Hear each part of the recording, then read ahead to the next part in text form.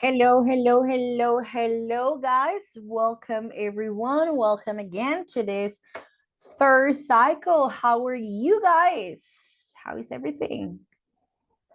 Hello, teacher. Hello, Hello. teacher. Hi, teacher. Good evening. Hello, hello, guys. Good evening, everyone. Welcome. I am very happy to be here with you tonight, to be with you, and to be part of this new cycle, to be working with you again, um, this third cycle. So, guys, we are starting today. Today is our first class. The cycle goes from February the 1st, which is today, and then we're finishing on February the 14th. That is exactly in 2 weeks. Okay. Welcome.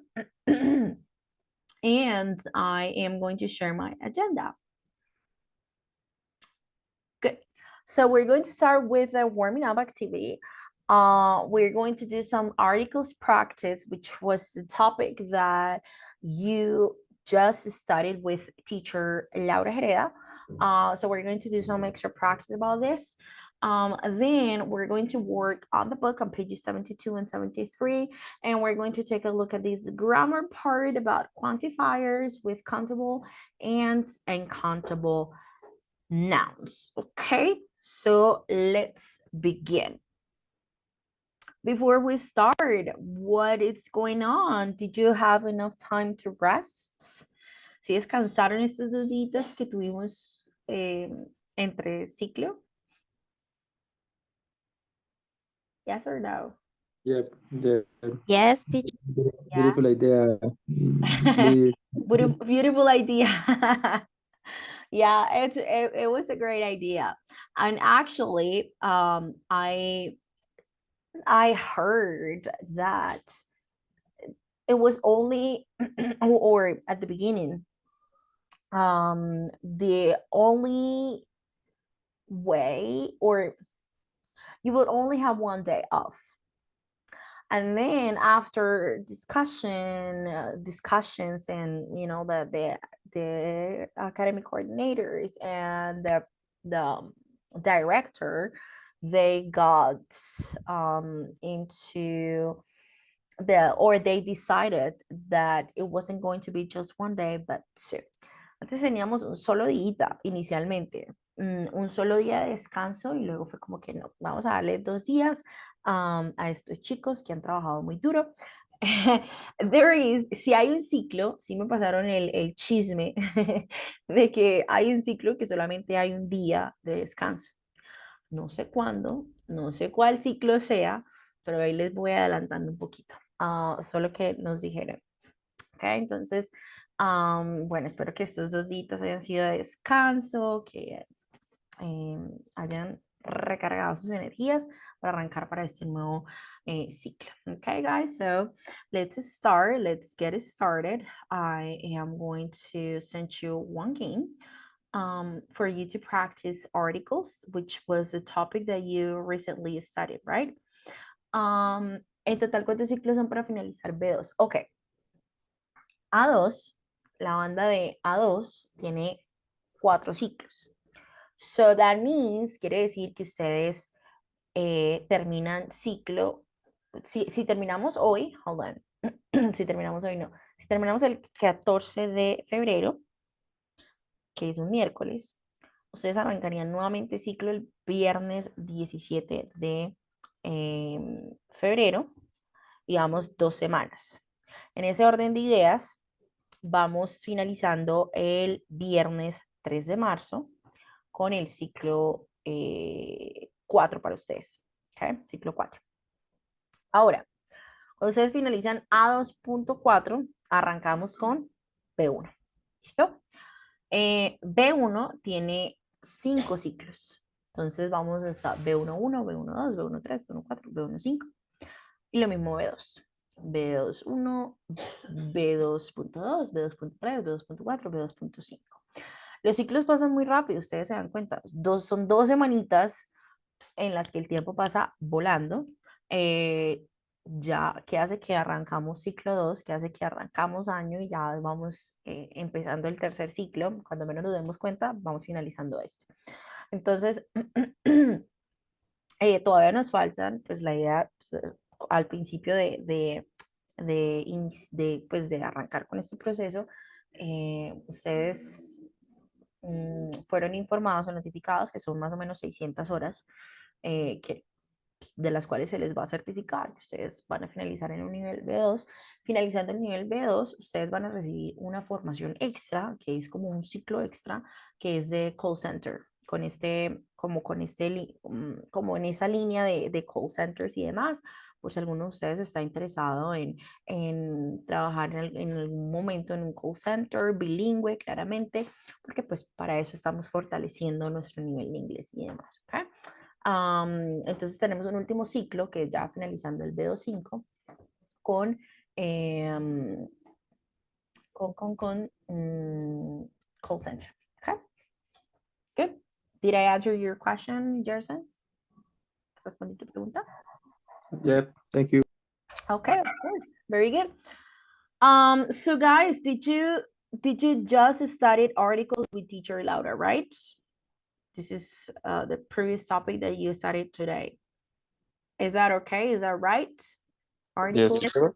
Okay, very Yes, good. teacher. So I'm going to send you one game to start. It's a kangaroo or kanga boomerang to practice and the definite and indefinite article, which is the definite article. The definite article. ¿Cuál es el artículo definido? Which is the definite article? The. No, very good. And the indefinite articles, we have two and in. What is the difference between one and the other? When do we use a? When do we use in? And when the first word is vocal? Consonant. With No. we use we use this and when the next word has a consonant sound. And then this one, and when the next word starts with the sound of a vowel, with the sound, not with a vowel necessarily. Because let me give you an example. For example, the word university.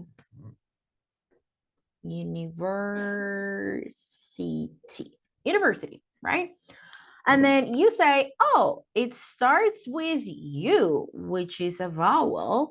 So then I am going to say a university or an university, sorry. You're going to say an university because it has the sound, because the next word is a vowel, but it's not correct.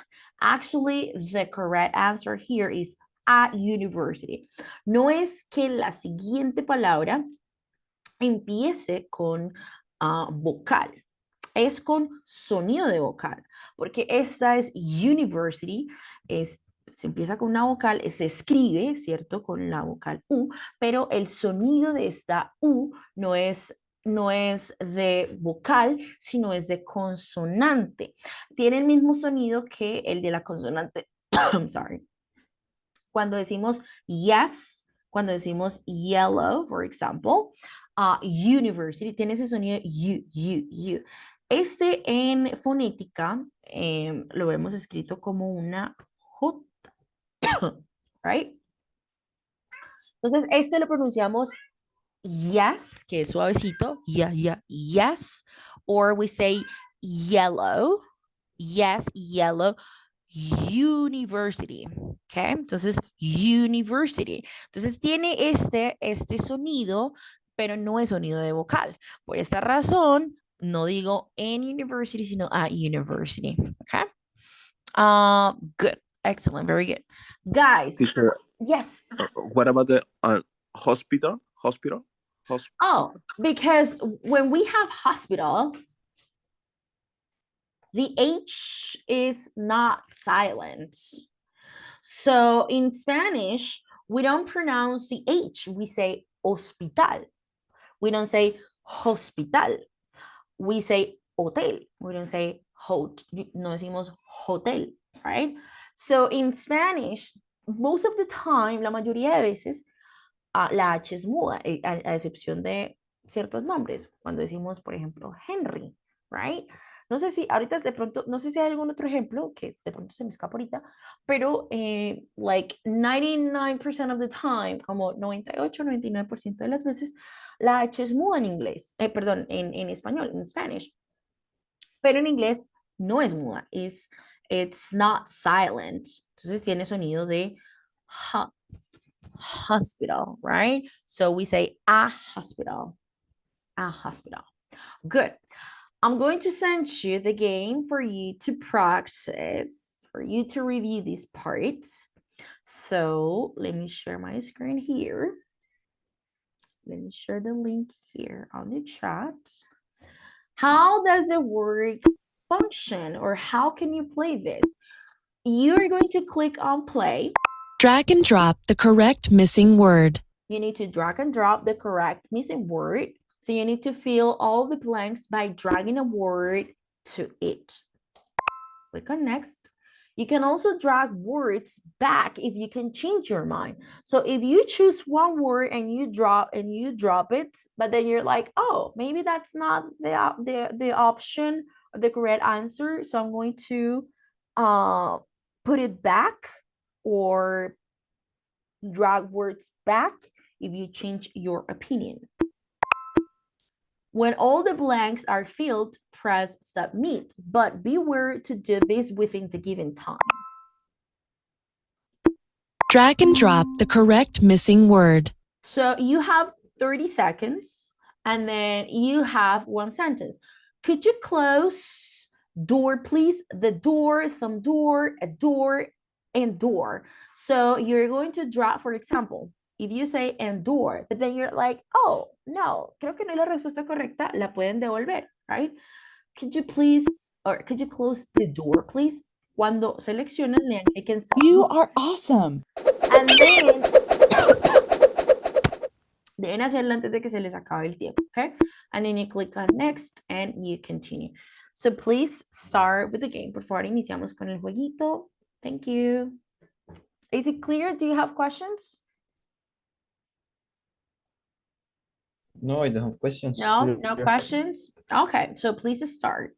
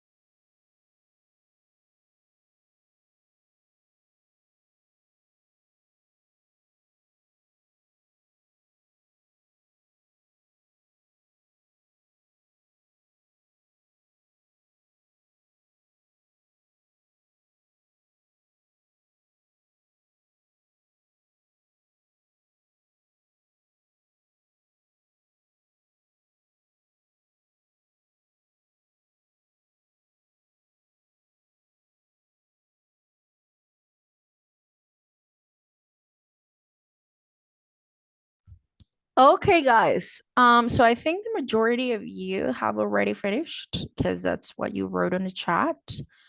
Very good, excellent. So let's give the rest of classmates 1 more minute for them to finish. Okay, 1 more minute. I'm going to call the attendance in the meantime. Please, if you hear your name, say present.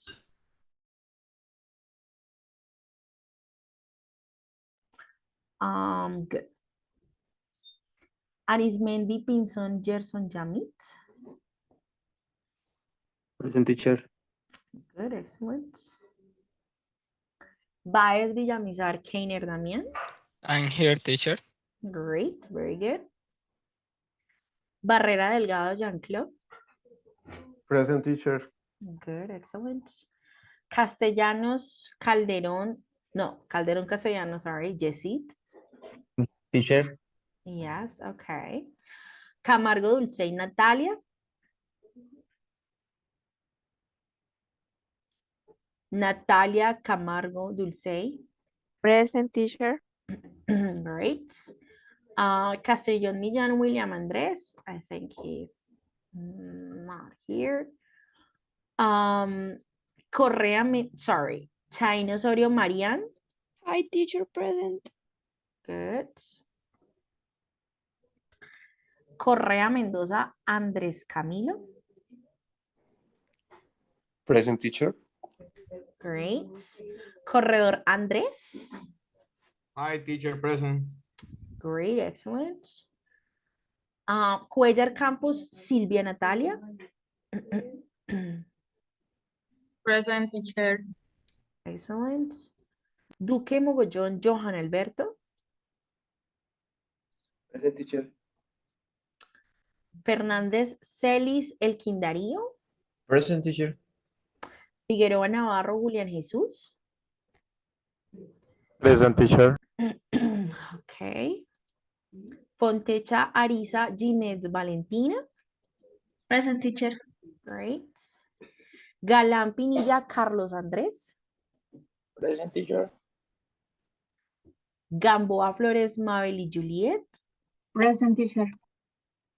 Gómez García Cindy Juliana. Present, teacher. Great. García Gómez José Alejandro. Here, teacher. Gómez Baez, Gómez Jaime, sorry. Gómez Jaime Juliet Tatiana. Present, teacher. Peña González Edgar. Hi, teacher, present. Okay, very good. Tarazona Monsalve Lisette Carolina. Present, teacher. Very good. Vargas Pineda Brian Camilo. Present, teacher. Okay, guys, very good, excellent, great, great, great. Good. So let's have a short review on this. That is definite, indefinite, and zero article. And we're going to take a look at this part real quick. This is something that you already studied with teacher Laura, with Laura Herea, and then we're just going to have a quick review on this. I'm going to send you this for you to practice. So we have the indefinite article, that is a, and when something is not specific, so that's why it's called indefinite article, or is one of many. El artículo indefinido me habla de algo, just one thing, una cosa singular, que no es específica, por eso se llama indefinido, o es uno entre muchos. For example, when I say, I need a book, a pencil, and an eraser. So we're using here a book, a pencil, an eraser, because this one starts with the sound of a vowel. Este empieza con sonido de vocal, so we say an eraser, eraser, an eraser. To talk about something for the first time, cuando hablamos de algo por primera vez, when I say, I saw a film last night, vi una película anoche, I'm talking about it for the first time. To talk about jobs or hobbies, like Chris is a teacher, Habib is a swimmer, he is a doctor, My mom is a teacher, or my mom is a housewife. And then with singular and countable nouns, con sustantivos contables y singulares. For example, give me a kiss. So I can count kisses. Los besos los puedo contar. I can say 1, 2, 3, 4, 100, 1,000, and so on. Pero si digo, dame uno, give me a kiss. So I can use a to express one.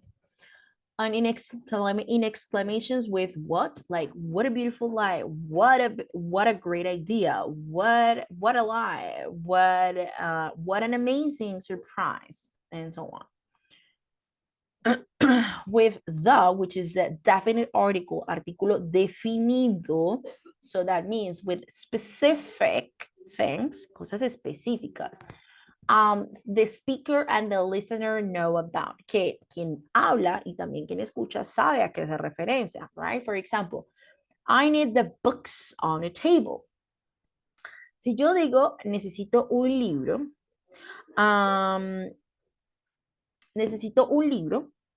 I say, I need a book. Pero si yo digo, necesito los libros en la mesa, yo digo, I need the books on the table, the books on the table. And to talk about, and with things we have mentioned before, con cosas que ya hemos mencionado antes, for example, aquí vemos como una diferencia con cosas que mencionamos por primera vez, cosas que ya mencionamos antes, for example. I saw a film last night, vi una película anoche, estoy hablando de una película cualquiera, and then la vuelvo a mencionar, yo digo, the film was great, la película estuvo genial. The film was great. And then with a specific job, con un trabajo en específico que una sola persona lo puede tener. She's the manager of the company. ¿Cuántos managers de una empresa puede haber? Supongamos una empresa pequeña, so just one. For example, I am the teacher. I am the teacher for the second part of the class. Yo soy la profesora del segundo bloque de esta clase, okay? O yo soy la profesora titular. I am the head teacher of the B1.3 group. Yo soy la profe titular del grupo de B1.3. ¿Cuántas profes titulares puede haber en cada grupo? Just one. So in this group, en este grupito, la profe titular es la profe Laura Jereda. So the teacher, Laura Jereda, is the head teacher of this group. Okay? Es la única. It's just one. Solo una. So the teacher. With something unique, or there is only one of it, cuando algo es único, solo hay uno en su especie. For example, the moon, the sun, the president of Colombia, the president of the United States. Okay, just one. El sol, la luna, son cosas que son únicas, right? There is only one. El presidente, el alcalde, el gobernador. And then with superlatives, you are the best friend I have ever had. And then zero article, artículo cero, nada, no ponemos nada. To talk about things in general and in plural, cosas plurales y en general. For example, dolphins are very clever. Lo que pasa es que en español utilizamos artículo para todo. We add articles for everything. Entonces nosotros decimos los delfines son muy inteligentes. Pero en inglés no puedo decir the dolphins a menos que esté hablando de un grupito en particular. Si estoy hablando de algo en general, por ejemplo, de que los delfines son inteligentes, no utilizo artículo. Yo digo dolphins are very clever. Pero si hablo de un grupo de delfines en particular, por ejemplo, los que están en el acuario de Santa Marta, o en el acuario de Santa Marta, por ejemplo, I say the dolphins, ahí se utiliza el artículo definido porque estoy hablando de ese grupo en particular. Entonces digo, the dolphins from the aquarium are very clever. Si hablo de general, no. Yo digo, por ejemplo, cats are very cute. Los gatos son bonitos en general. Cats are really cute. Pero si yo quiero hablar de mis gatos en específico, yo digo, the cats that live in my house, los gatos que viven en mi casa, ahí se utilizó el artículo definido, ¿ok? Pero cuando hablo de cosas en general y en plural, no utilizo. Coffee, for example. I like coffee. Me gusta el café. Entonces, siempre con los artículos hay como esa confusión por cómo lo hacemos en español, right? Porque yo digo, me gusta el café. Pero yo en inglés yo digo, I like coffee. porque estoy hablando de cosas en general, right? Si yo digo me gusta el café de la Mesa de los Santos, ese en específico, ahí sí yo digo the coffee from la Mesa de los Santos. Pues si yo hablo de general, yo digo I like coffee. That's it. Ahí aplica Yes. también, por ejemplo, me gusta una, mm, un tipo específico de café, Yes. de cappuccino mocha. Yeah, exactly. Or you could say, or in general, si hablas en general, tú dices, I like cappuccino mocha. Pero si tú hablas de, por ejemplo, el cappuccino mocha que venden en Juan Valdez, tú dices the cappuccino mocha from Juan Valdez, porque estás hablando de específicamente de ese. Pero si tú hablas, me gusta el cappuccino mocha en general, no utilizas artículo. Okay? Ok, thank For you. example, you can say, I like oranges. Me gustan las naranjas. I like oranges. Estoy hablando de todas las naranjas, right? In general. Pero si yo hablo de las naranjas que hay en la finca de mis abuelos, for example, esas naranjas en específico son mis favoritas porque son dulces, porque son grandes, porque no sé, la razón que sea. So I say, I like the oranges from the farm of my grandparents. Okay. Si hablo específicamente de esas naranjas, utilizo el artículo definido. Si hablo en general, no utilizo. Me gusta el chocolate. En español yo digo siempre el chocolate, right? Pero yo no digo I like the chocolate. No. En general yo digo I like chocolates. Pero si hablo de un chocolate en específico, utilizo ahí el artículo definido. I like the chocolate from that company. Me gusta el chocolate de esta empresa. Me gusta esta chocolatina que venden en este negocio. And so on. Okay? Is it clear, guys? ¿Claro? Is it clear? Yes, teacher. Yes. Okay, very good. It's important to have this clear. Esto es importantísimo tener claro. For possessive adjectives, no utilizo nunca el artículo antes de my, your, his, her, it's, our, your, their. I say my friend loved the film. Yo no digo them, my friend. No utilizo artículo aquí. Okay. En español yo puedo decir el amigo mío, la amiga mía, right? Porque en español le ponemos artículo a absolutamente todo, pero en inglés no funciona de la misma manera, ¿ok? Y no puedo pretender que lo que funciona en un idioma también en el otro va a funcionar tal cual, porque son idiomas, veámoslo de esta manera. Resulta que el inglés y el español son hermanos, se derivan del latín, right? Pero cada quien comparte o tiene sus diferencias y características, sus similitudes y demás. Como si ustedes tienen hermanos, lo pueden ver de alguna manera parecido. Por ejemplo, en mi caso, yo tengo dos hermanas. Tengo una hermana mayor y una hermana menor. Yo soy la del medio. Nuestros padres son los mismos. Venimos de los mismos padres. Físicamente, puede que compartamos alguna característica física, right? Puede ser que en algo nos tengamos como algún tipo de similitud. Mis dos hermanas, la mayor y la menor, se parecen mucho físicamente.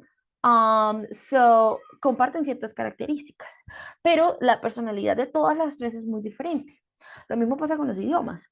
Puede que sean hermanos, comparten ciertas características, pero son completamente diferentes, right? Entonces no puedo tratar a un idioma igualitico que el otro. No, porque hay diferencias y hay que respetar y hay que entender esas diferencias.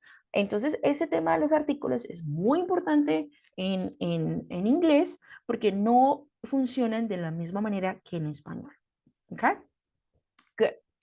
Before names and before Mr. and Mrs. Igual que esa parte sí es igualitica que en español. Yo digo, Chris likes music. Or Mr. George is happy. Yo no digo, la Silvia. A la Silvia le gusta. Puede que, puede que uno lo escuche, pero no está bien, right? No está bien referirse a una persona con el, él o con la o él, right? Yo no digo el Andrés o la Silvia o la Alejandra, la Daniela, el Brian, right? No, it's not very nice. No está como muy chévere referirse a la persona de esta manera. So I don't do that. And I don't do that in English as well. I don't say the Krisa or the Mr. George. No, I don't do that. Okay. I don't do that. La Yurani. No, I don't do that. The Yulitza, no. La Yulitza, no, it's not. I don't do that. No, eso no lo hacemos, ¿ok? Ni en español ni en inglés. Cuando hablamos de conceptos abstractos, life, happiness, friendship, todos esos conceptos abstractos, o sea, que no tienen una representación física, el amor, en español sí lo digo el amor, pero yo digo love, happiness, freedom, education, educación, yo no utilizo artículo. And then with certain phrases, con algunas frases, like at school, at home, in bed, algo muy común que no escucha es in the bed, en la cama. Con bed no utilizo artículo, yo digo in bed, at university, on holiday, not on the holiday, and so on. Good. Okay. I'm going to send you this for you to practice. Les voy a enviar ese de práctica extra. I'm not going to do it right now in class because we are not going to have time to do all the activities that we have. Let's do just 2. Vamos a hacer 2, okay? Pero eso ustedes lo hacen como práctica extra. Hello, can I have a cup of coffee and cup of coffee, the cup of coffee, or 0 article or no article? A cup of coffee. A cup of coffee. Uh-huh. So can I have a cup of coffee, please? Now, number 2, I've got brother. So a brother and brother, the brother, or no article. Brother, I've got a brother. no article. And then number 2, article or no article? No article. No article. Very No good. article. No article. My brother, mi hermano. So no article. Is a teacher and teacher, the teacher, or A teacher. A teacher. he's a teacher. Yes. He's a teacher. Very good. Good. Well, you can do this for extra practice. And then when you finish, you click on finish and you're going to check my answers. And it's going to tell you in green if they are correct, in red if they're incorrect. Claramente aquí me las marco rojas, que no las hicimos, y en verdes las que alcanzamos a hacer y están correctas, okay? So the link is on the chat. I'm going to send it again. That is for you to practice, for extra practice. We're not going to do it right now. No lo vamos a hacer ahorita. ¿Listo, chicos? Let's go with let's get to work on the book. Let's open the book on pages 72 and 73. I'll share my book. Page 72 and 73.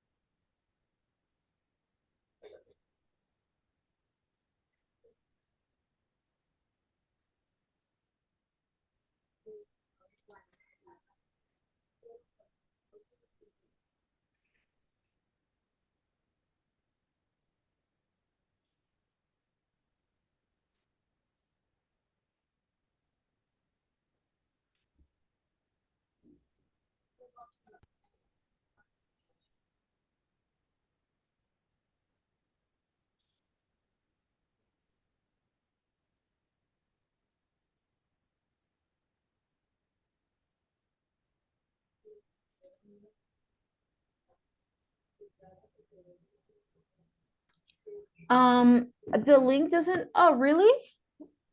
Well, just give it 1 minute, because it works. The link works, but I don't know why it's not. Maybe it takes like 1 minute. Um,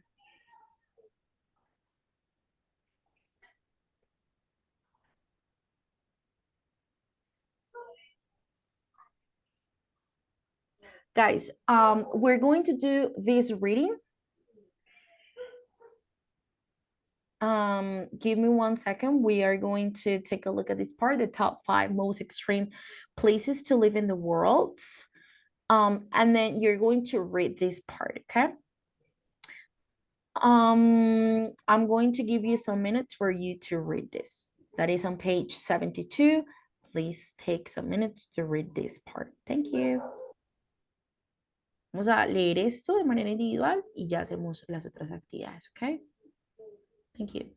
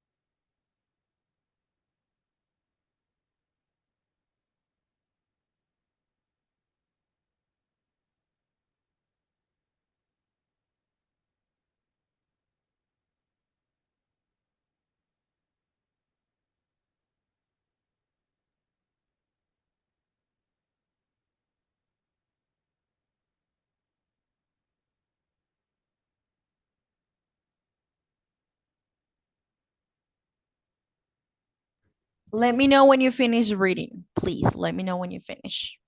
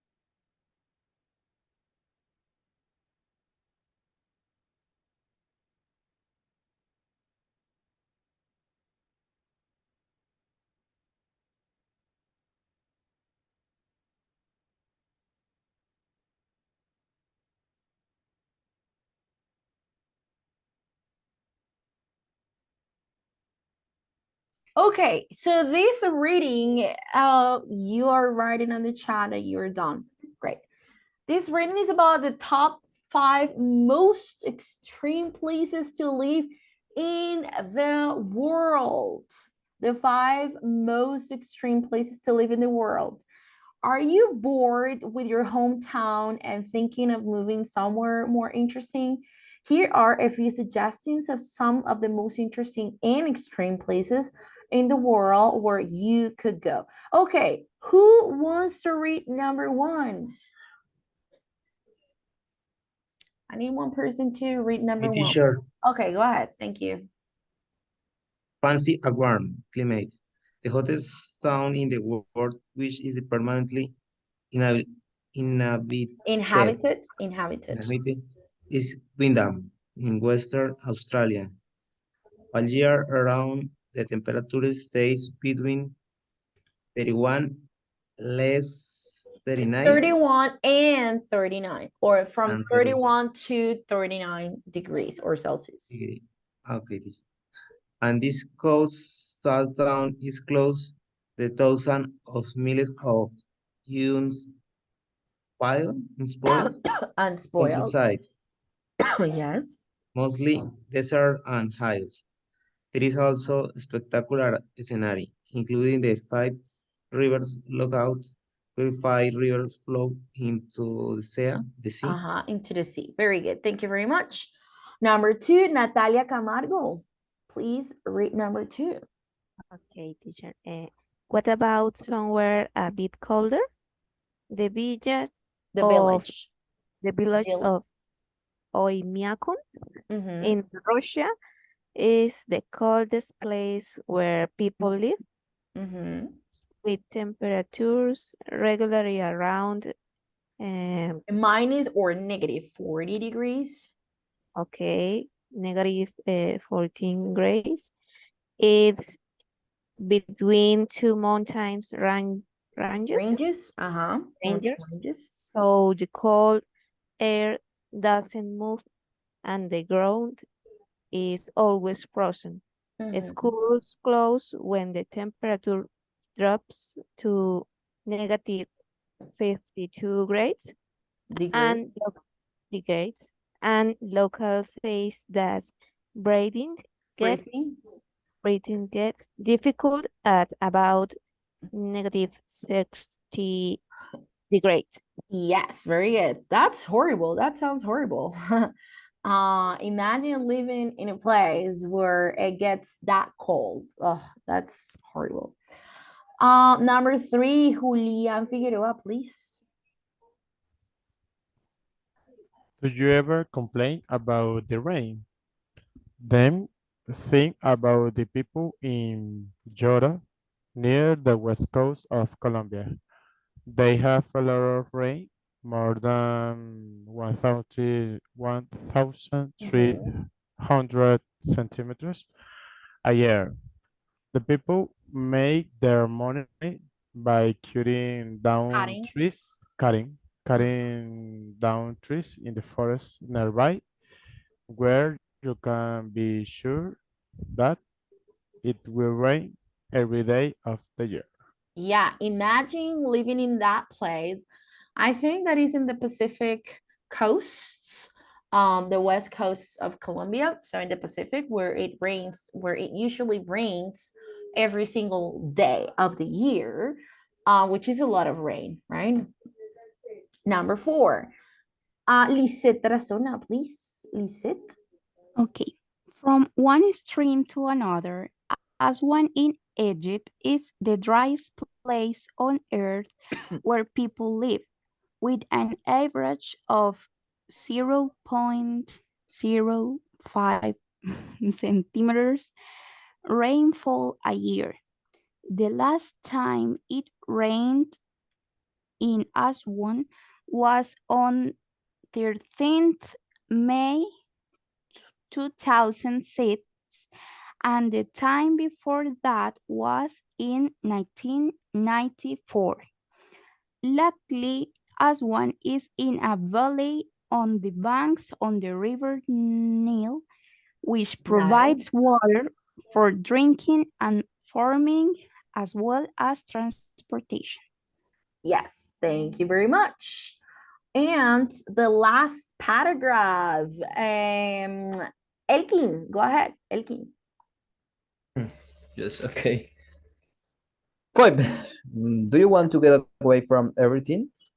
Tristan da Cunha is the most remote place in the world, somewhere in the middle of the Atlantic Ocean. These islands consist of mostly mountains, and the nearest neighbors are 2,816 And kilometers 16. away. Very good. And I use the and Yes, when you are reading the last two numbers, 16. 2,800. No, the last two numbers. Only for the last two numbers, you add this one. So you say 2,816. Okay. 2,816 kilometers away. In South Africa, there is no airport, but there is a shop and a swimming pool, which is strange, as there are many beaches along the beautiful coast where you can swim. Okay, very good. Thank you very much, guys. Thank you for reading. So we're going to match the photos with the places in the box. We have Russia, Western Australia, and Colombia. So picture A, do you think this is part of Russia, Western Australia, or Colombia?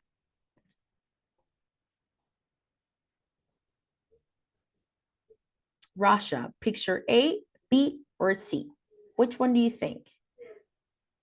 B. B. B? Sí. Yes. B is Yes. Russia? Yes, B is Russia. Very good. And then after we read this, we found out about this village that is the coldest place where people live. It's the coldest place on earth. What about Western Australia? Picture A or picture C? A. Picture A. A. Picture A. Very good. And then Colombia, that is picture C. Very good, very good, very good. Okay, we are going to match the places in the text with the superlatives in the box. So we have here the wettest, the driest, the hottest, the coldest, and the most remote. So which one, number 1, number 2, number 3, number 4, or number 5 is the wettest? Which of these places is the wettest? What is the meaning of the wettest? Rain. Mojado? Yes, húmedo, húmedo. That's húmedo, okay? The wettest. El más. So which one? Oh, lo subrayé sin querer, sorry. Hold on. No sé cómo desmarcarlo. Well, let's ignore this. Vamos a ignorar esta parte, okay? Digamos que no lo subrayé. What about the dry? Oh, so the wettest. So which one is the wettest place? Colombia? Yes. So it's in Lloro, near the west coast of Colombia. That is the wettest place. What about the driest? What is the meaning of dry or the driest? Como seco. Yes. So the opposite. This is el más húmedo, el más, and then the driest, el más seco. So which one is the driest place on earth? Western Australia. Western Australia. Number 1, number 4. 4. Number 4. 4. This is Aswan in Egypt. It's the driest place on earth. People usually live with an average of 0.05 centimeters rainfall a year. It's like just once a year, and that's it. Como una lluvia al año y una llovizna, and that's it, no more. What about the hottest? What's the hottest place? El más caliente. Yes, el más caliente. So which one? The first one? Western Australia. In Western Australia. Very good. All year round, the temperature stays between 31 and 39 degrees. That's really, really, really hot. And then it's the You year. say in Bucaramanga. Yeah, exactly. It's the same as Bucaramanga, but we don't have temperatures of 39 in Bucaramanga. Thank goodness, not yet. Todavía no. Esperemos que no suceda pronto. But the temperature is increasing and increasing and increasing all the time, right? All the time. Boiling. Barranca Bermeja. Oh, yes. Barranca Bermeja es la puerta del infierno. I'm sorry, lo siento si alguno de ustedes es de Barranca, si algunos dicen I love Barranca forever, I know, and I'm sorry, lo siento, pero Dios mío, Barranca, it's just like, wow. I've been to Barranca just once, solamente he ido una vez en mi vida a Barranca y con eso tuve. It was really humid and really hot that I thought I was going to die or something. But I know there are worse. I felt it. There are worse places. But Barranca is one of the but Barranca is not the hottest place. Pero Barranca no es el lugar más caliente que yo he visitado. For me, the hottest place is Las Vegas in summer. Las Vegas en Estados Unidos en verano. For me, it was the hottest place. Tuve la oportunidad de ir no, era mi primer año en Estados Unidos, en mi segundo año, I don't remember, no recuerdo bien. Creo que mi primer año. Y no tenía como mucho conocimiento de las estaciones y demás, right? And then me fui para Las Vegas en julio, lo cual es como el pico del verano. And I thought I was going to die. Pensé que me iba a morir. I thought I was going to die because the temperatures were like 47 grados, 45, 49. It feels like se sienten como cuando ustedes se paran detrás de un carro, como el exhausto del carro, así, tal cual, right? Tal cual como les estoy describiendo. Y obviamente el carro prendido y ustedes sienten ese aire, ese tipo de aire es el que se siente. And then it is impossible to walk outside, imposible caminar fuera. Y en la noche la temperatura baja como a 40 grados, 39, 41. So, I mean, there is difference. There is a lot of difference, but it's still like really, really, really hot. And yeah, no, negative, no. Ojalá. No, it was 40 degrees, 40 grados, 47, 49, 47. It was summer. Las Vegas is desert, es desierto, esa zona, por esa zona. So it was just like horrible, fue horrible. And then I went to the Horseshoe Bend, and I went to the canyons. Fui a los cañones de allá de Arizona en ese mismo viaje, and I had to walk, tuve que caminar like 10 minutes, como 10 minutos a una montañita, like a cliff, and it was like the worst thing. Like I thought I was going to die. Pensé que me iba a morir. I had to drink like water. I have to put like water on me because I thought I was going to melt. It was just like the most horrible thing. It was just horrible. And I really hate cold weather. Yo odio el clima frío. Like el clima caliente. I really hate it. And then Barranca is the second hottest place I have ever been to. And then Las Vegas is number one. It's just horrible. Julian, you're raising your hand. Do you have any questions? Or it was for the previous activity that oh, okay, it's okay. What about the coldest? What's the coldest place? Russia. Russia. Yes. It is a village, Oymyakon. I don't know the pronunciation because it's Russian. in Russia is the coldest place where people live, with temperatures regularly around -40 degrees, which is also really hot, and it's just you cannot live there. It's muy difícil vivir ahí en ese tipo de climas and los extremos horribles. What about the most remote?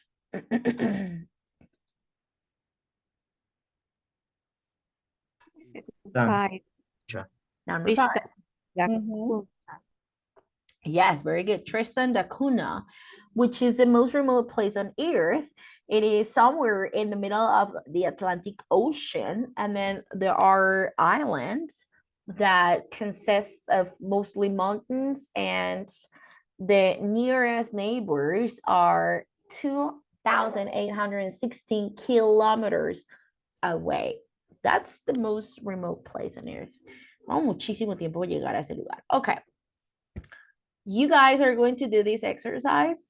You are going to decide if the statements are true or false, and then we're going to correct the false statements, okay? I'm going to give you a couple of minutes for you to work on this, and then we will check. Vamos a leer nuevamente y marcar true or false. Please start before iniciamos.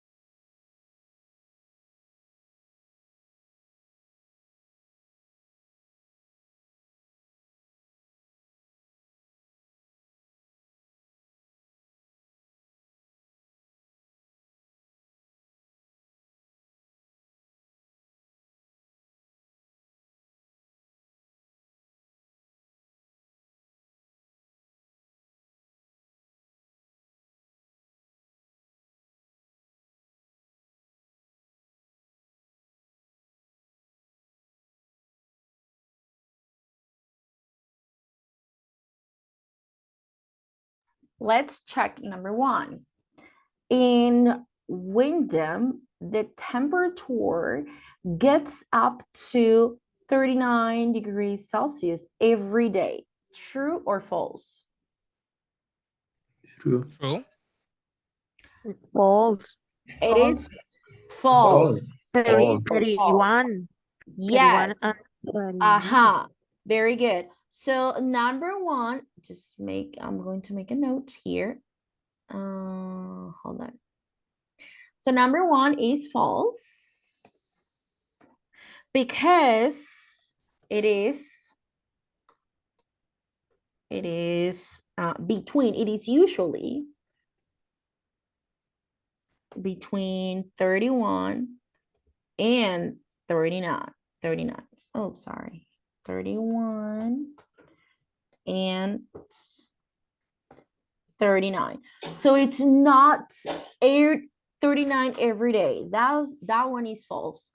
Number two, Wyndham is situated by the sea. True or false?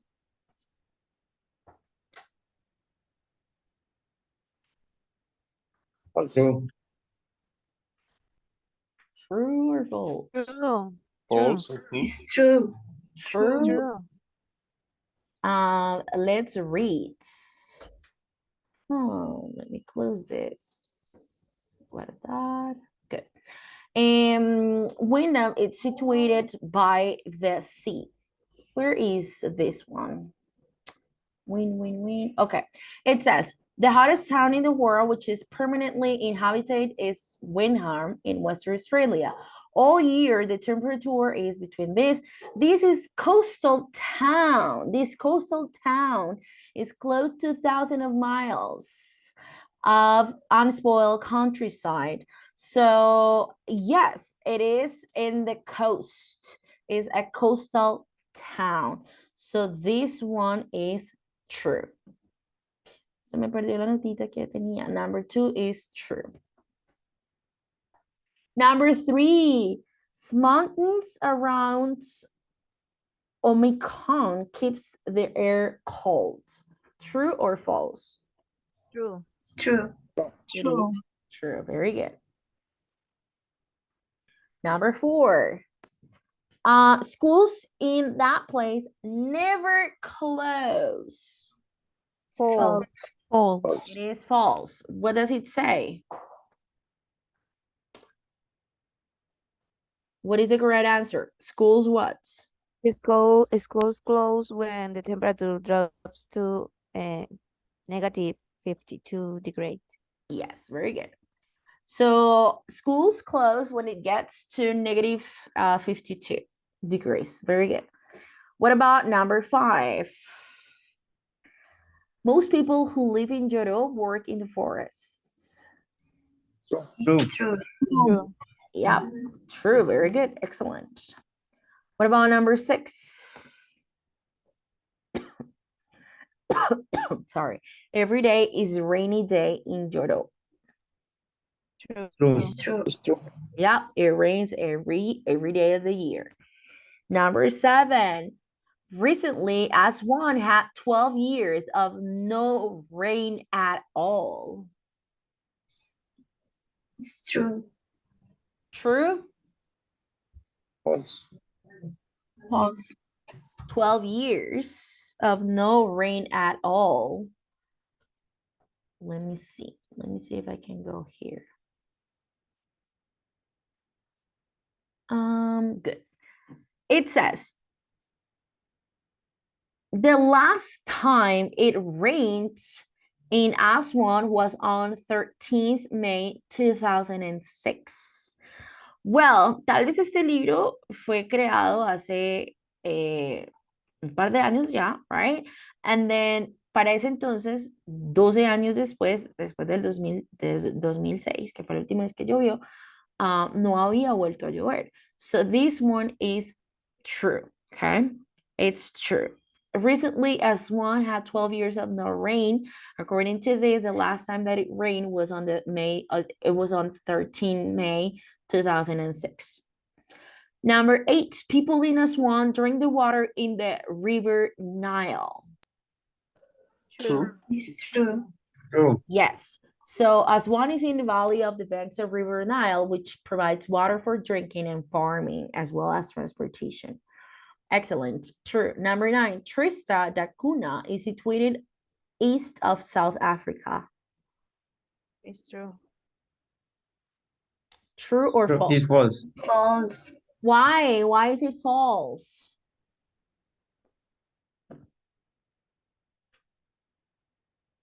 So what is the correct answer if it is false? It's an island. Yeah, but let's see. It's in the east. then- Sorry?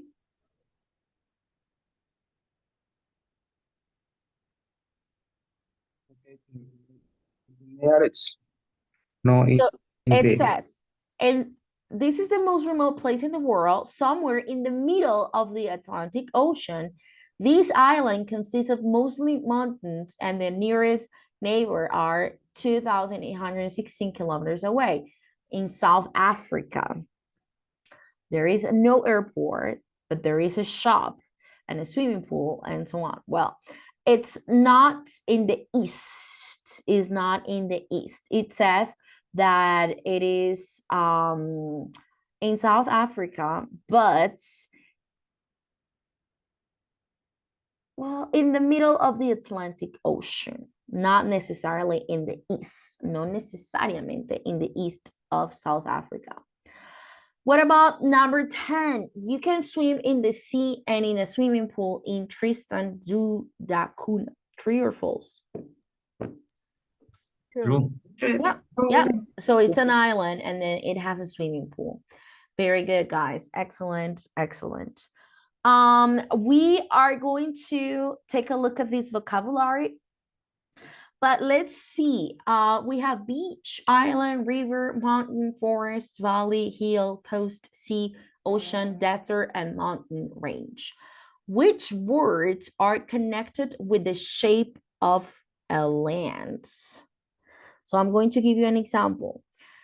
For number one, which words are connected with the shape of a land? We have mountain, mountain. We have a mountain range. Hill. Yes, hill. Valley. Mountain range. We have also valley. Very good. Valley here. And there is another one. Forest? No. Hill. So we have hill, mountain, mountain range. This one, mountain range, valley, and hill. Valley and hill as part of number one, which is words that are connected with the shape, con la forma, with the shape of the land. Now, number two, which is bigger, a mountain or a mountain range? Mountain range is bigger than mountain. Yes, so mountain range is bigger than a mountain. Very good. Which words are connected with water? Beach, Sea, ocean, coast, Beach, ocean, river, river, river. Is there another one? sea, coast, Yes. Sea, coasts. island, Yeah, islands. Very good. Coasts, islands.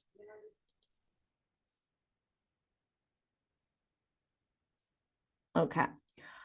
Which do you lie on when you go sunbathing? A beach or a coast?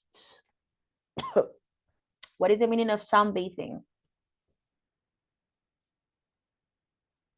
tomar el sol. Tomar el sol. Broncearse. Broncearse. Yes. Tomar el sol, broncearse. So which do you lie on? What is the meaning of lie on? Beach. Lie on means recostarse. So which do you lie on when you go sunbathing? A beach or a coast?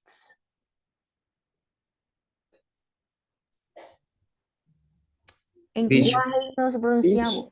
Yeah, on the beach. Very good. On the beach. Which place has a lot of trees?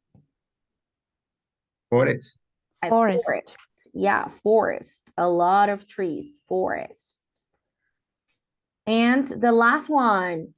Which place has almost no trees or plants? Desert. Desert. Desert. Very good. Excellent. Okay, guys. Okay. We are going to finish with this part, with the second part of the session, with a grammar explanation about quantifiers with countable and uncountable nouns.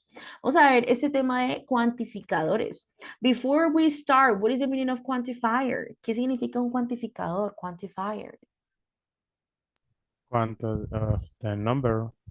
Yes, when we want to give not an exact number, but when we want to express quantity. Queremos expresar cantidad no necesariamente con un número exacto, right? So we're going to complete this with these sentences. There is no airport, de aquí a la lecturita, there is no airport, but there is a shop. And there are many beaches along the beautiful coasts. Vamos a mirar esa partecita gramatical. about countable and uncountable nouns, and we're going to take a look at the words in the box. First of all, antes de iniciar, what is an uncountable noun and what is a countable noun?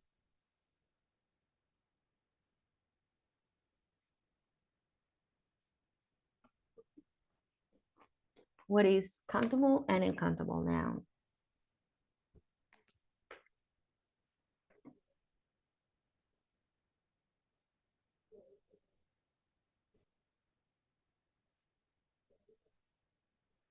No? Countable noun. Los contables tienen plurales. Yes. Ajá. Contables que los podemos contar, right? Como su palabra lo indica. They're countable. We can count them. Podemos utilizar un número.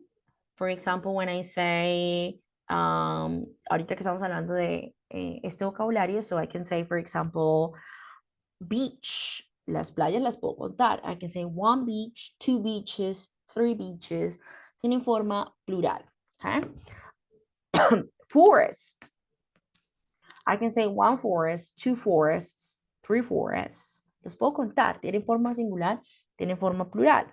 An island. One island, two islands, three islands, 10 islands. Las montañas. One mountain, 10 mountains, 20 mountains. Ocean. One ocean, two oceans, three oceans, and so on. Son sustantivos que los puedo contar. Tienen forma singular, tienen forma plural. What about uncountable nouns? Traffic. Water is a countable noun. Water, countable or uncountable? Countable. Uncountable. Uncountable. Los líquidos yo no los puedo contar, ¿sí? Las personas las puedo contar, los animales, los objetos, algunos objetos. For example, computador, computadores, un computador, dos computadores, un carro, dos carros, un televisor, 20 televisores, right? Tiene forma plural, por ende es un sustantivo contable. Now, los sustantivos, los uncountable, pues ellos no tienen forma plural, ¿cierto? Por ejemplo, yo digo agua. Los líquidos no tienen forma plural. Yo no digo, hoy me he tomado 2 aguas o 3, o me he tomado 20 aguas. No, yo puedo cuantificar el agua, pero con los recipientes, right? Yo digo una taza de agua, 2 tazas de agua, pero yo no digo 2 tazas de aguas, no, de agua, una botella de agua, 2 botellas de agua. Igualmente el agua yo no lo pongo plural, ¿sí? Aceite, la sal, la arena, no los puedo contar, es imposible, los puedo cuantificar por sus recipientes. Por ejemplo, puedo decir una cucharada de sal, 2 cucharadas, 100 gramos, 200 gramos de sal. Lo puedo cuantificar de esa manera, pero el concepto como tal no lo puedo contar. El amor no lo puedo contar, la felicidad no la puedo contar. Yo no puedo decir, yo por ti siento 20 amores. No, right? No lo puedo cuantificar, no lo puedo decir de esa manera, porque es un sustantivo abstracto, es una idea, no lo puedo cuantificar. Lo mismo la felicidad, yo no puedo decir, en este momento siento 8 felicidades, 3 tristezas y una rabia. No, that's not how it works. No lo puedo cuantificar, ¿ok? Entonces es un sustantivo no contable, ¿ok? Good. Now, ¿cuál de estos los puedo contar? For example, beach. Beach, ¿los puedo contar? Can I count the beach? Yes. Yes, I can count the beach. Traffic, el tráfico. Uncountable. Uncountable. Yes, uncountable, no contable. El tráfico no lo puedo contar. So I'm going to use yellow for countable and then pink for uncountables. Mountain, can I count the mountains? Countable. Yes, countable. Countable, very good. Scenery. Uncountable. Uncountable. Uncountable. Yes, uncountable. Ocean. Countable. Countable. Yeah, I can count the oceans. Puedo contar los océanos. Yeah. Water pollution. Uncountable. Uncountable. Yes, uncountable. La contaminación no la puedo contar. La contaminación del agua tampoco la puedo contar. Islands. Countable. Countable. Very good. Countable. Air. Uncountable. Uncountable. ¿Cómo contamos el aire? There is no way. Forest. Depends. I mean, depends, right? Uncountable. It depends, claramente, pero el concepto como tal es lo mismo que el agua. Yo digo el agua no lo puedo contar, pero depende de cómo lo voy a hacer, depende del recipiente, depende de las tazas, depende de cómo lo quiera cuantificar, pero sigue siendo un sustantivo no contable, ¿ok? Entonces vamos a aprender algunos cuantificadores, quantifiers, with countable and uncountable nouns. So we're going to take a look at this part. Antes de ver una explicación gramatical que tengo, we're going to take a look at the quantifiers in bold. We have some, any, no, a few, a lot of, many, any, a lot of, and much. We're going to write S next to the pairs where the meaning is the same, as for same, or D next to the pairs where the meaning is different. Same, different. Number one, there is a beach and there are some beaches. Is the meaning the same or is the meaning different? Different. Different, right? So we're going to write letter D. Aquí escribiríamos la letra D, different. Let me see if I can write it here.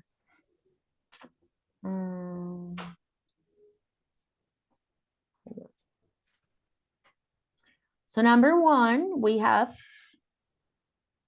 D, different. Number two, there aren't any rivers and there are no rivers. Same or different?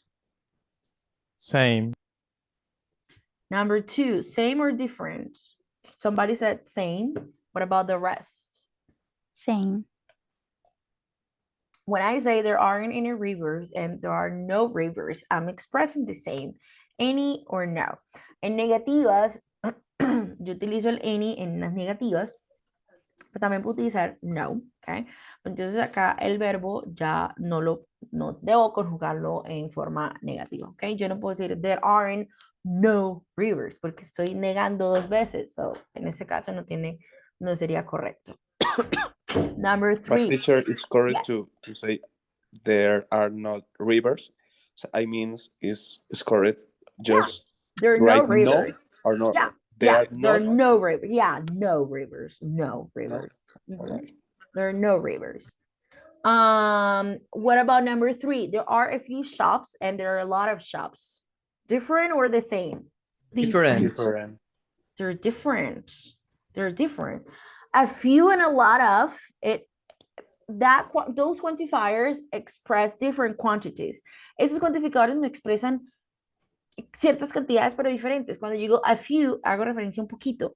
And then a lot of, muchos, right? Entonces es diferente decir there are a few shops a decir there are lots of shops. La diferencia puede ser grande. What about number four? There are many mountains and there aren't any mountains. Is it the same or is it different? Different. Different. Many. Number four is different. Number four is different. Es diferente decir there aren't many mountains. Es diferente decir no hay muchas montañas a decir no hay ninguna montaña. There aren't any mountains. So they're different. And the last one, there is a lot of rain and there is too much rain. Same. A lot of rain and too much rain. Different or same? What Same. else? Same. Same? Well, no, it's different. It's different. Let's see why. Veamos por qué. Si yo digo there is a lot of rain, cuando yo digo hay mucha lluvia, puede ser un contexto o no necesariamente estoy hablando de algo negativo, right? Yo digo hay mucha lluvia. Puede ser algo positivo como puede ser algo negativo. Pero si yo digo, there is too much rain, con este intensificador del too much, me indica que hay demasiada, pero en un contexto negativo. ¿Ok? Por ejemplo, miremos este. Yo digo, I love you. If I say, I love you too much. Si yo digo, I love you too much, con el too much, eso quiere decir, te amo mucho, pero en un contexto negativo. Quiere decir que yo no debería amarte tanto como te amo, porque de pronto no te lo mereces, right? If I say that, yo digo I love you too much, quiere decir que te amo más de lo que debería y es un contexto de pronto o tiene un significado un tanto negativo, ¿ok? Entonces yo digo there is too much rain, quiere decir hay mucha lluvia, pero más como de la que uno esperaría. O sea, eso tiene como una connotación negativa, como hay mucha lluvia, pero esto no es algo bueno. Eso es algo no tan chévere de pronto. ¿Ya ven la diferencia? Can you see the difference? Yes, teacher. And then so, pero Yes, ahora, teacher. ok, aquí Natalia me hace una pregunta muy interesante. When I say I love you so much, es muy diferente también. I love you so much. O sea, la diferencia entre I love you so much and I love you too much. Si yo te digo I love you so much, por ejemplo, yo digo, ok, I love you so much, Lisette, for example. Lisette, I love you so much. Quiere decir que yo te quiero mucho, right? Te quiero mucho. Y ese so much me indica mucho, pero es algo bueno. I love you so much. Pero si yo digo, I love you too much, Lisette, I love you too much, quiere decir que te quiero más de lo que yo debería y que no es algo muy positivo, ¿sí? O sea, de pronto hiciste algo que de cierta manera me hirió, podría ser just un ejemplo, y que yo digo, wow, no debería de pronto yo querer a esta persona tanto porque no se lo merece, right? O de pronto mm, no debería hacerlo por la razón que sea, okay? Another example is similar with too much. No es que es similar, pero es diferente. O sea, el significado que yo le doy es diferente porque uno tiene connotación positiva, otro tiene negativa. El so much positivo y el too much negativo. Okay? For example, si yo digo, I have so much homework, quiere decir, oh, yes, I ate too much. For example, el ejemplo que nos pone aquí a Julián en el chat, I ate too much, quiere decir comí mucho. Pero ese too much me indica algo negativo, como de comí más de lo que debía haber comido y ahora me siento inflamado, me siento maluco, me siento no muy chévere, right? Es algo negativo. Yes, too much is negative. Too much es algo negativo. Okay, I ate too much. Yes. Okay, very good. Clear, guys?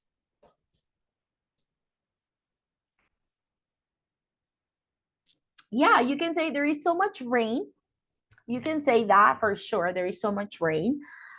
Si lo dices así, Natalia, there is so much rain, quiere decir que hay mucha lluvia, no necesariamente es algo negativo. Yo digo, oh, hay mucha lluvia, pero no hago referencia a que sea algo negativo o algo que me afecte. Pero si yo digo, there is too much rain, quiere decir que es algo negativo. Por ejemplo, digamos que en ese lugar en Colombia, right, en Lloró, there is too much rain. Si yo viviera allá, para mí sería como too much, como demasiado, como muchísimo más de lo que podría aceptar. O lo que me gustaría. Yes, Natalia, you're raising your hand. Teacher, en el ejemplo serían similares si yo dijera there is a lot of rain y there is so much rain. Yes, yes. En ese Ahí caso sí sería serían similar. similares. Yes, yes. Ajá. There is a lot of rain and there is so much rain. There are synonyms, son similares. Ahí sí sería similar ese significado entre una y otra. Yes. Clear, guys? Okay, I have this PowerPoint presentation with quantifiers with countable and uncountable nouns. So remember that our quantifiers are used at the beginning of a noun phrase. They are used to express an amount or a degree of something. They're also used with persons. Los quantifiers los utilizo antes de sustantivos. Algunos quantifiers son para sustantivos contables, algunos quantifiers son para sustantivos no contables y algunos que sirven para uno y para otro, right? Algunos que son flexibles y trabajan con contables y con no contables. For example, with countable nouns, a majority, a number of, several, many, a large number of, sorry, a few, very few, a great number of. Eso lo utilizo con sustantivos contables. Recordemos que los cuantificadores me indican cantidad, no me expresan una cantidad exacta. Si quiero expresar una cantidad exacta, utilizo un número. Si yo quiero decir, por ejemplo, hay muchos estudiantes en el salón de clase, ¿sí? No sé el número exacto, o no quiero dar el número exacto. Entonces digo, there are several, or there are many, or there are a great number of students. Puedo utilizar alguno de estos dependiendo de la cantidad. Si la cantidad es mucha, puedo utilizar a great number of. Si la cantidad es poquita, a very few, or a few. Si es grande, a large number of. Si es bastante o en un promedio, ni tan bastante, pero tan poquito, ni tan poquito. So I can use many or a number of. Si quiero utilizar un número exacto, si yo quiero decir hay 8 estudiantes, pues utilizo el número, right? Yo digo, there are 8 students in the classroom. Pero si no quiero utilizar el número exacto o no lo sé, utilizo un quantifier. Now, quantifiers with uncountable nouns. Much, a bit, a great deal of, a large quantity of, a large amount of, a little, very little, okay? And then we have some others, quantifiers, that can be used with both. Hay algunos quantifiers que se puede utilizar con ambos, with countable and uncountable. For example, enough, all. For example, I can say enough students, suficientes estudiantes. Estoy utilizando el enough antes de el sustantivo students.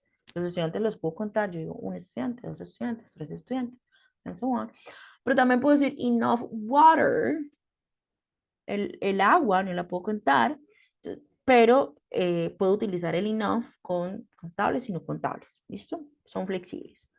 All, more, most, less, least, no, none, any, not any, some, plenty, of, and lots of. So, vamos a ver los más comunes, que son much, many, with a noun. We use much. Yes, Julián. You can put the previously. The previous slide, yeah. Okay. What's meaning list? The least, el menos. Y, menos. Al menos. Y plenty, no sé, I don't know. Plenty means suficiente. Like there are plenty of suficiente. Okay, thank you. Yes, you see, you're raising your hand. Teacher, is correct to say a little bit? Yeah, a little bit. Yeah, is it correct to say a little bit?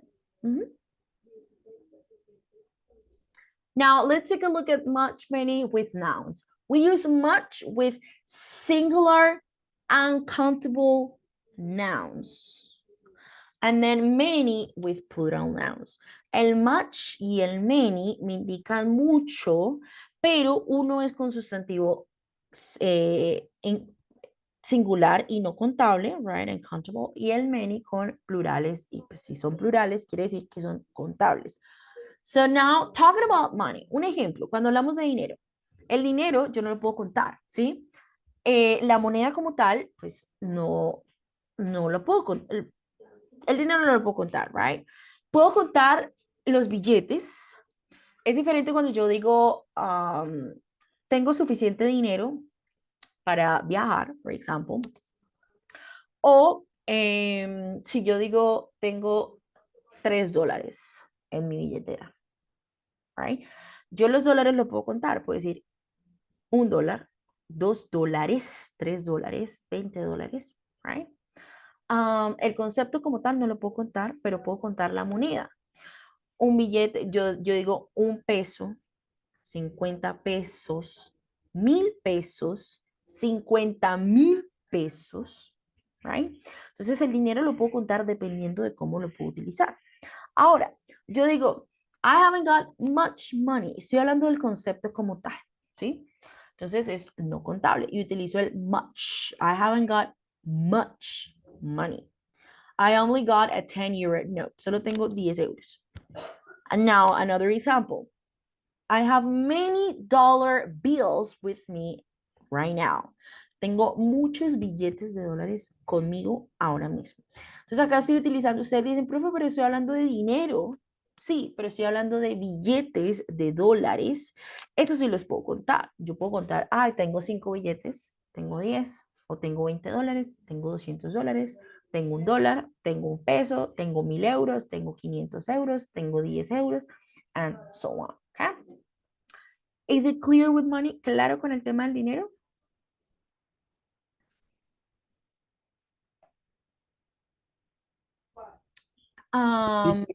Yeah, it's similar. Yeah, it's similar. It's similar, Natalia. Teacher, para preguntar entonces sobre un precio, ¿sería con el much? Yes, how much? How much? How much is that shirt? How much is that shirt? Estoy preguntando por el dinero. Or, for example, si yo quiero preguntarte cuántos dólares tienes en tu billetera, yo digo, how many dollars do you have with you? ¿Cuántos dólares tienes contigo? How many dollars? Ahora, si yo hablo ¿Podría usar yes, have you got? yes. How many dollars have you got? Or how many dollars do you have with you? Ahora, si yo quiero preguntar cuánto dinero traes, how much money have you got? Vamos a ver con have you got. How much money have you got? ¿Cuánto dinero tienes? Teacher, and excuse me, what is the difference between how much and what is the cost if I want to buy anything? What is the cost or how much? If you want to know the price of something, Yes. you can say how much. You can use this. How much is that shirt? ¿Cuánto cuesta? How much? You usually use how much. Yeah. And if I want to say, or it's correct to say, what is it? It What's the costs price? that shirt? Yeah, The you can price? say, what's the price of that shirt? Yeah, you can also say that. You can also say that. Okay. Yeah, there is no one single or just one form saying that. Let's go with negatives and questions. We usually match and many with questions and negatives. El much y el many también lo puedo utilizar en preguntas y en negativas. Usualmente lo utilizo más en preguntas y en negativas. En afirmativas, casi no, aunque no es que esté prohibido, pero casi no es común pues utilizarlo, más como en preguntas, ¿ok? Pero también lo puedo utilizar en afirmativas, pero no es muy común, ¿ok? O no es que no sea muy común, sino que de pronto se utilizan otros. Now, we usually use much and many with questions and negatives. For example, is there much unemployment in that area? El desempleo yo pues no lo puedo contar, right? Es un concepto, I cannot count it, so I use much. Is there much unemployment in that area? How many eggs are in these cakes? ¿Cuántos huevos hay en esta receta o en esta pastel? Do you think many people will come? It was pouring with rain, but there wasn't much wind. Estaba lloviendo, estaba cayendo un aguacero. It was pouring with rain, but there wasn't much wind. Pero no había mucho viento. Okay? So es negativa y utilizamos el viento no lo puedo contar. So I use much. Now here, negativa, pero las mujeres las puedo contar. Una mujer, dos mujeres, tres mujeres, and so on. So there aren't many women pressed. Okay? Clear so far, guys? Claro hasta el momento.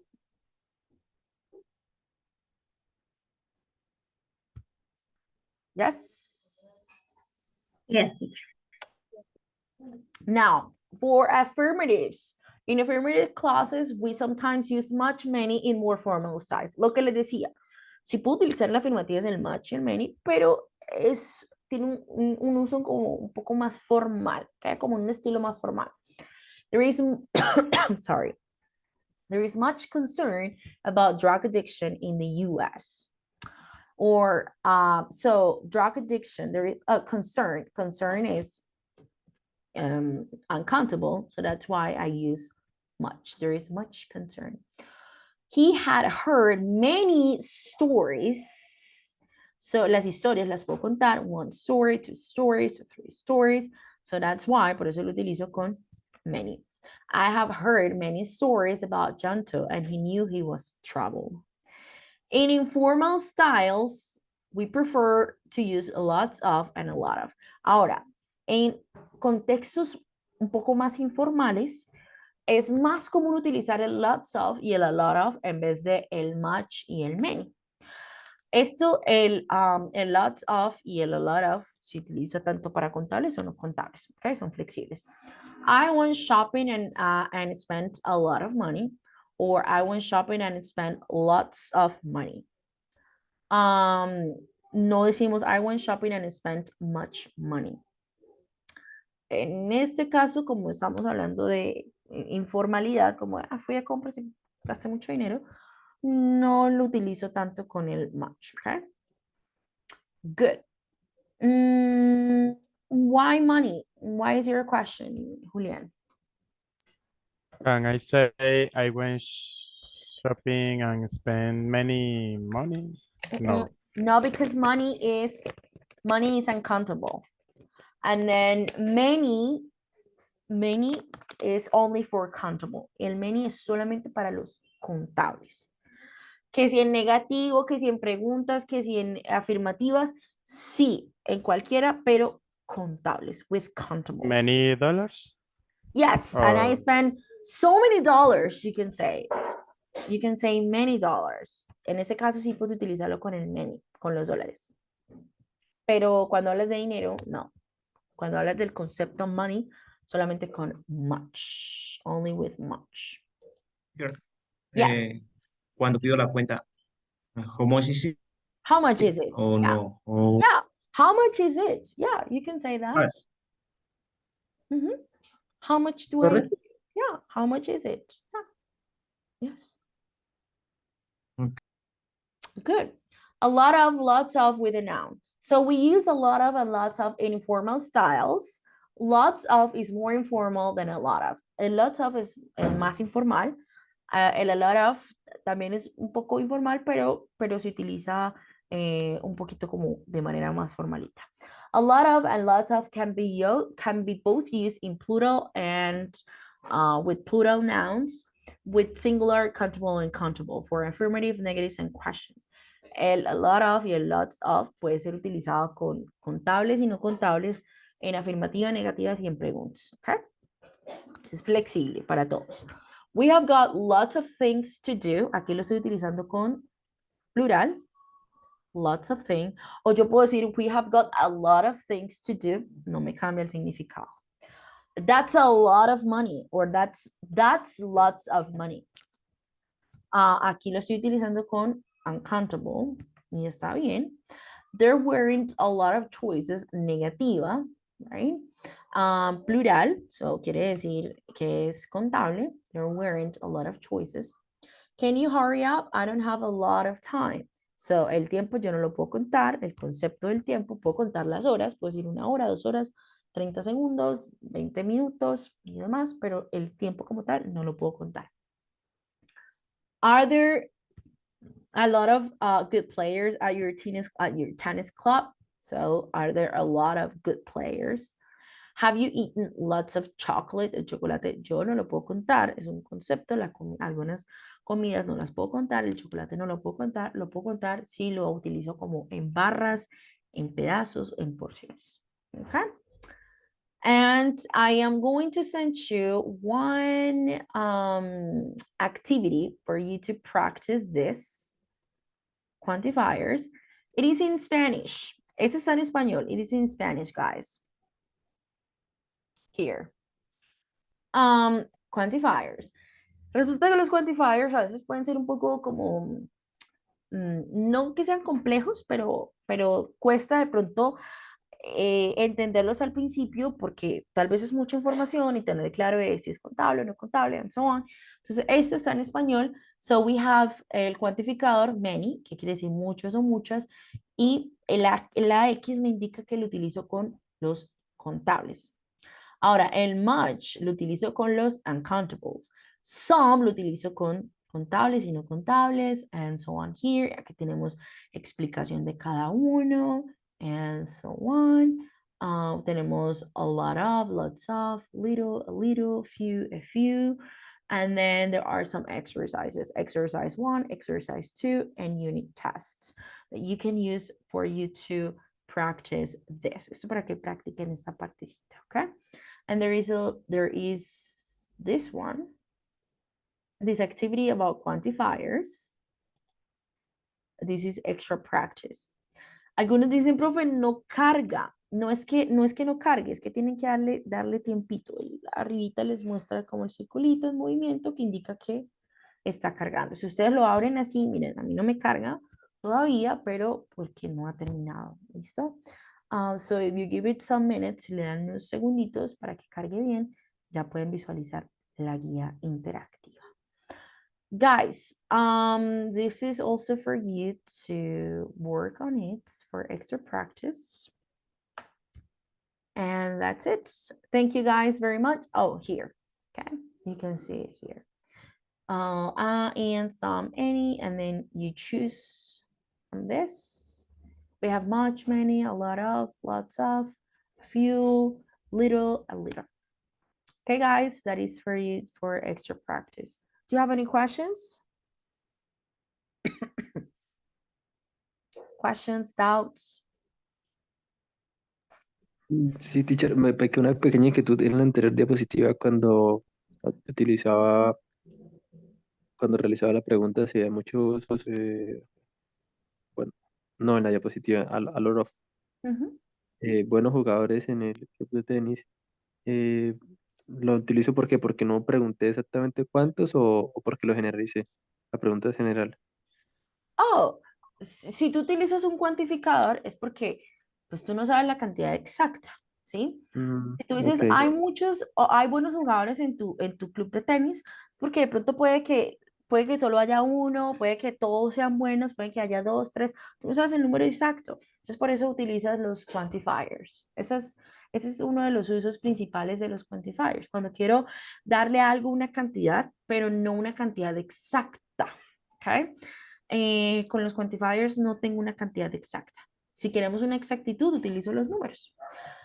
Natalia, what's the difference between a lot of and lots of? There is no difference, no hay una diferencia. A lot of and lots of significan lo mismo, solamente que el a lot of y el lots of es como pasa en un estilo informal y el lots of es más informal incluso, ¿okay? Pero significa lo mismo, que quiere decir mucho. Okay, guys, thank you very much for coming tonight to class. It's 9:50. I'm going to let you go and rest. Les dejo ir a descansar, and I'll see you guys tomorrow. If you have questions about this, you can ask me all of the questions that you want tomorrow, and then tomorrow we will check about this. Thank you, guys. Bye-bye. Take care. Thank you, teacher. Good night. Bye. Good night. Bye, teacher. Bye.